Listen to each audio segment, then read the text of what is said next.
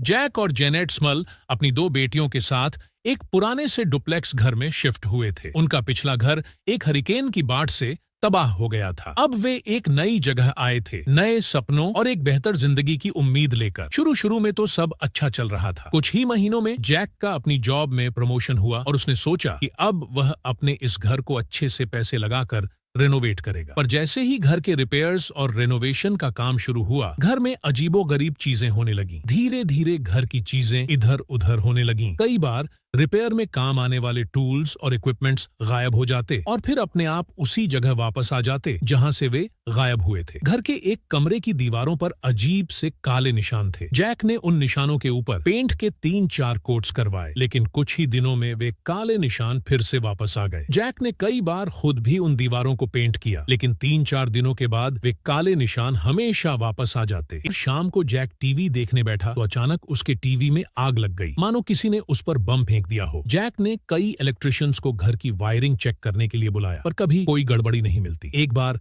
देर रात घर का रेडियो फुल वॉल्यूम पर बजने लगा। जैक नींद से गुस्से में उठा। उसे लगा कि शायद उसकी बेटियां शैतानी कर रही हैं, लेकिन जब वह ड्राइंग रूम में पहुंचा तो उसने देखा कि वह रेडियो अपने आप बज रहा था, जबकि उसका तार प्लग्ड इन था ही नहीं। यह घर में कई बार होने लगा। टीवी और रेडियो अपने आप ही फुल वॉल्यूम में ऑन हो जाते, जबकि वे अनप्लग्ड होते थे। ड्रॉर्स और कैबिनेट्स अपने आप खुल जाते। घर का टेम्परेचर भी अचानक ड्रॉप हो जाता और गर्मी के महीने में भी घर के अंदर कपकपाती ठंड हो जाती। जब जैक और जेनेट के बेडरूम का बाथरूम रेनोवेट हुआ तो अगले ही दिन जेनेट ने देखा कि पूरे बाथरूम में खरोंचों के निशान थे, जैसे रात भर कोई जानवर वहां फंसा रहा हो। इस इंसिडेंट के बाद जैक और जेनेट को घर से थोड़ी घबराहट होने लगी। एक बार जेनेट अपने कमरे में थी तो उसे लगा कि बगल वाले कमरे से उसकी सास उसे आवाज दे रही है। जब वह वहां पहुंची तो सास ने कहा कि उन्होंने कोई आवाज दी ही नहीं। तब से परिवार को अक्सर ऐसा लगता कि कोई उन्हें पुकार रहा है, पर कोई दिखता नहीं। एक रात जैक और जेनेट को अपनी बेटी के कमरे से अजीब सी चीखने की आवाजें आईं। वे भागे भागे वहां पहुंचे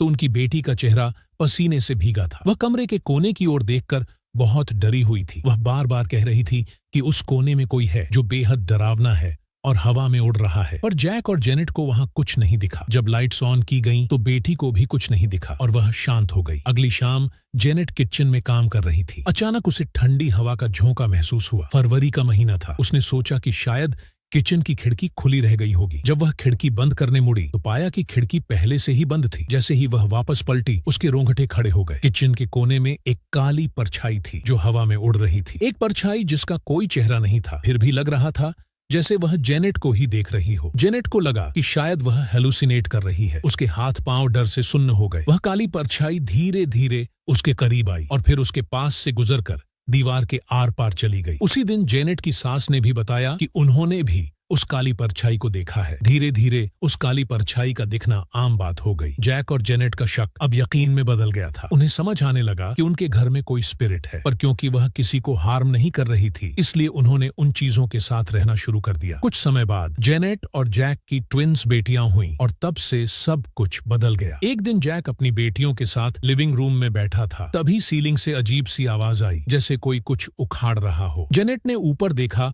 तो उसकी सांस अटक गई। उसने जल्दी से अपनी बेटी को खींच लिया और जैसे ही वह हटी, बड़ा सा शैंडिलियर सीलिंग से नीचे गिर पड़ा। अगर कोई उसके नीचे होता तो बचना मुश्किल था। इस इंसिडेंट के बाद जैक चर्च गया और एक प्रीस्ट को बुलाया। प्रीस्ट ने घर में ब्लेसिंग रिचुअल किया, जो कुछ पूजा जैसा होता है। उसके बाद थोड़े समय तक सब शांत रहा, लेकिन फिर सब वापस शुरू हो गया और इस बार एक्टिविटी और ज्यादा बढ़ गई। कभी किचन की कोई अप्लायंस आग पकड़ लेती तो कभी घर के बल्ब्स अपने आप फूट जाते। फैमिली मेंबर्स को अक्सर चीजों से चोट लगती रहती। हद तो तब हो गई जब एक बार प्रीस्ट के ब्लेसिंग रिचुअल के ठीक बाद उनका डॉग अजीब तरीके से छटपटाने लगा और जोर जोर से भौंकने लगा। अचानक सबकी आंखों के सामने वह हवा में उठा और दीवार से जा टकराया। डॉग को बहुत चोट लगी, लेकिन जो हुआ उसने पूरे परिवार को हिला दिया। अब जैक और जेनेट समझ गए कि घर की स्पिरिट उनके परिवार की जान के पीछे पड़ी है। कई प्रीस्ट्स ने आकर ब्लेसिंग रिचुअल्स किए, पर असर नहीं हुआ। जैक ने एक्सोर्सिज्म करवाने की मांग की, लेकिन उसके पास कोई प्रूफ नहीं था, इसलिए चर्च से अनुमति नहीं मिली। घर में जैक का बहुत पैसा ऑलरेडी लग चुका था और कोई खरीदार भी नहीं मिल रहा था, इसलिए वे चाहकर भी घर छोड़ नहीं पा रहे थे। सालों बीत गए, लेकिन उनकी प्रॉब्लम्स का कोई सोल्यूशन नहीं मिला। तब किसी ने उन्हें एड और लॉरेन वॉरेन के बारे में बताया। क्या